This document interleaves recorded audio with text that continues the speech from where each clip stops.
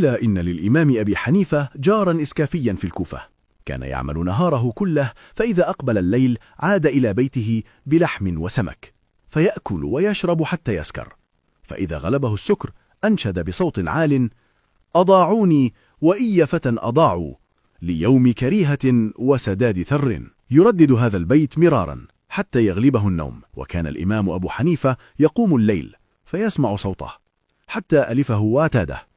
وفي ليلة فقد الإمام ذلك الصوت فسأل عنه، فقيل له: أخذه العسس منذ 3 أيام وهو محبوس. فلما صلى الفجر ركب بغلته وتوجه إلى الأمير، فاستأذن فأذن له، فأجلسه الأمير وقال: ما حاجة الإمام؟ قال أبو حنيفة: لي جار إسكافي أخذه العسس، فهل تأمر بتخليته؟ فقال الأمير: نعم، ونخلي كل من أخذ من تلك الليلة إلى اليوم. فأمر بالإفراج عنه وعن غيره إكراما لأبي حنيفة. فخرج الإمام وتبعه جاره، فلما بلغا داره قال له أبو حنيفة: أترانا أضعناك؟